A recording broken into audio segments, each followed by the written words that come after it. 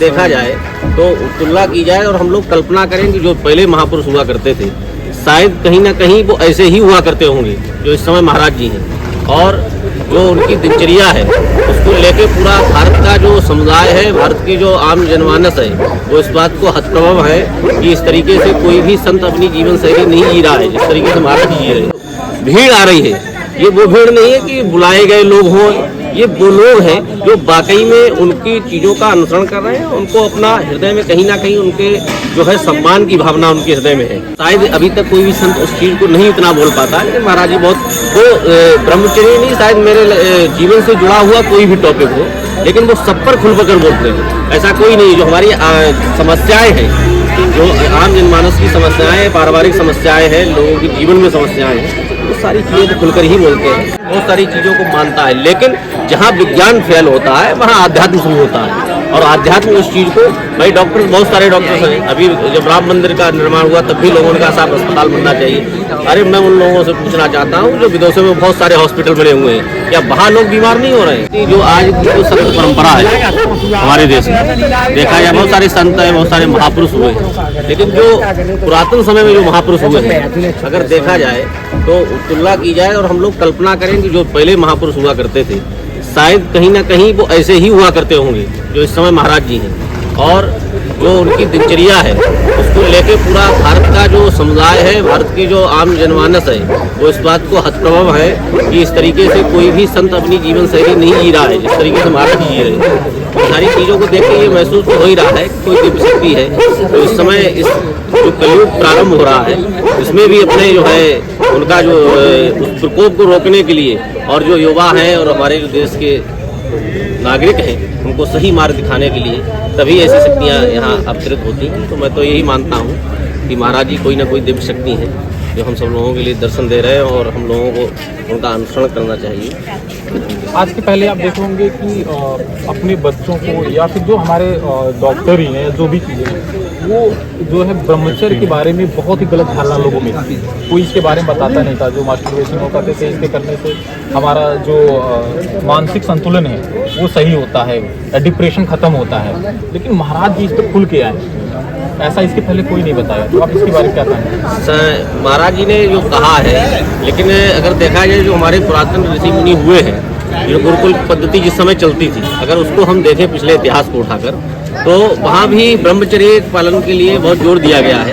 क्योंकि गुरुकुल पद्धति में अगर ये सारी चीज़ें नहीं होती थी तो लोग जो गुरुकुल में रह के शिक्षा उन्होंने ग्रहण की और तमाम विद्याएं जो लोग सीखते थे, अगर वो शायद ये सारी चीज़ें उनके पास ना रही होती उस समय तो वो शायद नहीं कर पाते। लेकिन उसी चीज़ को फिर दोबारा से पुनः जागृति लाने के लिए महाराज जी जो अपना संकल्प लिए हैं और लगातार कंटिन्यू लोगों को जागृत भी कर रहे हैं अपने सोशल मीडिया के माध्यम से, कई प्लेटफार्मों के माध्यम से, तो लोग दोबारा से उस चीज़ को अनुसरण भी कर रहे हैं। और आज युवा ये जो भीड़ आ रही है, ये वो भीड़ नहीं है कि बुलाए गए लोग हों, ये वो लोग हैं जो वाकई में उनकी चीज़ों का अनुसरण कर रहे हैं। उनको अपना हृदय में कहीं ना कहीं उनके जो है सम्मान की भावना उनके हृदय में है। इसलिए क्योंकि एक व्यक्ति जो था साहब गए दर्शन करके चले आए, लेकिन ये वो लोग हैं क्योंकि यहाँ कोई पैसा तो नहीं मिला, यहाँ ना तो महाराज जी बुला रहे हैं कि आप आइए।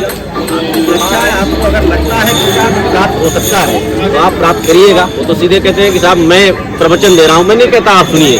आपको लगे कि शायद मुझे सुनना चाहिए, मेरे जीवन में कुछ परिवर्तन हो सकता है, तब आप सुनिएगा।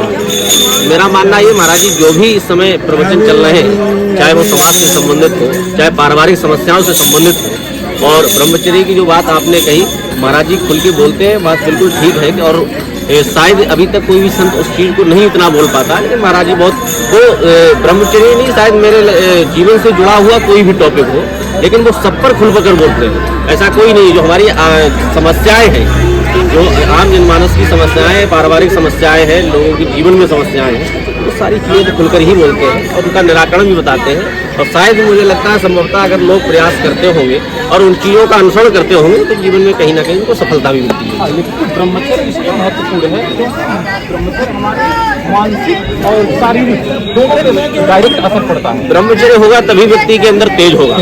और जो हमारे जो पुरातन ऋषि मुनि रहे हैं उनके ब्रह्मचर्य के कारण ही उन्होंने साधनाएं की हैं। अगर वो ब्रह्मचर्य नहीं होता तो इतने बड़े संकल्प लेना और ये साधनाएं करना ये सबके पास नहीं है। आज के दौर में व्यक्ति साधना नहीं कर पाएगा। वो एक आसन पर बैठ के मंत्रों का जाप नहीं कर सकता। वो तभी कर सकता है जब उसके अंदर वो शक्ति होगी और वो उसके अंदर ब्रह्मचर्य पानी की होगी। हाँ, लेकिन विज्ञान पढ़ने वालों ने तो यही बताया ना हमें कि इससे आपका डिप्रेशन दूर होगा। लेकिन जब हमारे संत हमारे समाज में नहीं आते या हमें नहीं बताते तो हम तो जान नहीं पाते। और ये जो हमारा बिल्कुल गलत भ्रम था। विज्ञान एक जो है वो अपना दृष्टिकोण रखता है। विज्ञान बहुत सारी चीज़ों को मानता है, लेकिन जहाँ विज्ञान फेल होता है वहाँ आध्यात्म शुरू होता है। और आध्यात्म उस चीज़ को, भाई डॉक्टर बहुत सारे डॉक्टर्स हैं। अभी जब राम मंदिर का निर्माण हुआ तब भी लोगों ने कहा साफ अस्पताल बनना चाहिए। अरे मैं उन लोगों से पूछना चाहता हूँ जो विदेशों में बहुत सारे हॉस्पिटल बने हुए हैं, क्या वहाँ लोग बीमार नहीं हो रहे हैं? क्या वहाँ लोगों की इलाज की व्यवस्थाएँ हैं, कॉलेज की व्यवस्थाएँ?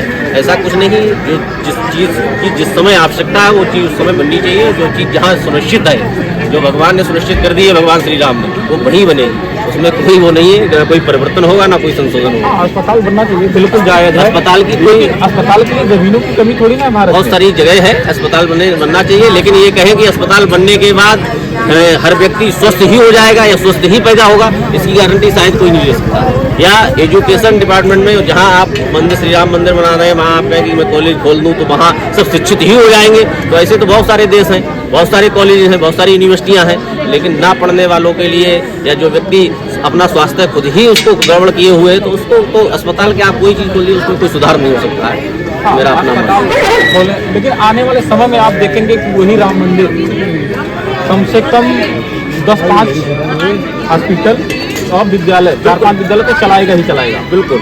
इस समय जो राम मंदिर जो लोग हमारे जा रहे हैं और वहाँ मैं भी अभी अगले महाराम मंदिर में जाऊँगा, तो जो वहाँ मंदिर का जो ट्रस्ट है जो वहाँ आ रहा है, गवर्नमेंट उसकी सारी चीज़ें देख रही है और गवर्नमेंट उन सारी चीज़ों से जो फंडिंग वहाँ हो रही है उससे बहुत सारी व्यवस्थाएं होने वाली है देश में और उनसे सुधार भी होगा। चाहे वो वृद्धाश्रम हो, चाहे वो गौशाला बनाने की जरूरत हो, कुछ जो सारी चीज़ें बनाई, जब ट्रस्ट में पैसा आएगा तो उसकी चीज़ों का उपयोग किया जाएगा कहीं ना कहीं और मंदिर का जो उद्धार भी होगा, उसी से मंदिर के रखरखाव, मंदिर की जो व्यवस्थाएं हैं वो भी उसी ढंग से संचालित पूरा अगर आप साउथ में देखेंगे जितना सरकार की तरफ से नहीं होती, उससे ज़्यादा मंदिर से होती है और उसका इकोनॉमिक अगर ऊपर है तो सिर्फ मंदिरों की वजह से है। लेकिन हमारे ही समाज के कुछ लोग ऐसे आते हैं और उनको ये लगता है कि मंदिर नहीं होना चाहिए, और अगर मंदिर नहीं होता तो हम अपने धर्म को नहीं जान पाते। बिल्कुल बिल्कुल बात ठीक है। मंदिर अगर नहीं होंगे तो हम अपने धर्म को नहीं जान पाएंगे, हम क्या हैं और हमारी संस्कृति क्या है। इसको जानने के लिए मंदिर, आध्यात्म और संतों की आवश्यकता है इस देश के लिए और रही है हमेशा। आज संतों ने ही इस देश का उद्धार किया है और संत ही इस देश का उद्धार करेंगे। आने वाले समय में क्या होने वाला है ये संत ही हमको बता सकते हैं, सही मार्ग में वही मार्गदर्शन कर सकते हैं। लेकिन इस समय जो संत परंपरा निभा रहे हैं, बहुत सारे नाम हैं, लेकिन उसमें परम पूज्य महाराज जी का नाम सबसे सर्वप्रथम है। अभी बहुत सारी वीडियो उनकी देखी जाए, अभी राम मंदिर का भी उनके पास नेता आया था, लेकिन किसी कारणवश वो नहीं जा सके, उनका स्वास्थ्य ठीक नहीं रहता है। और लेकिन इसका वृंदावन हाँ, वृंदावन धाम की निष्ठा भी अखंड निष्ठा है और वृंदावन में उपवास किए हुए हैं जिस तरीके से, जैसे श्री जी की कृपा है, श्री जी की कृपा से ही वो कृपा पात्र है उनकी। बहुत सारे लोग वृंदावन आते हैं, चले जाते हैं, बहुत सारे साधु महात्मा हैं, लेकिन अभी तक कोई सिद्ध पुरुष यहाँ नहीं हो पाया, मेरा अपना मानना है। मैं जब से मथुरा को देख रहा हूँ, बहुत सारे होंगे, हो सकता छुपे हुए, लेकिन जिस तरीके से महाराज जी का एकदम उत्कर्ष इस समय जो चरमो उत्कर्ष पड़ रहा है, तो कहीं ना कहीं कृपा है श्री जी की और वो उनके कृपा पात्र भी है श्री जी के। वो तो जो कुछ है वो सीधे सीधे बताते हैं। मैं जो कह रहा हूँ उसको आप स्वीकार करिए, नहीं करेंगे जीवन में आप इसलिए महाराज जी जो भी करते हैं वो उनका अपना श्री जी की कृपा से ही वो करते हैं।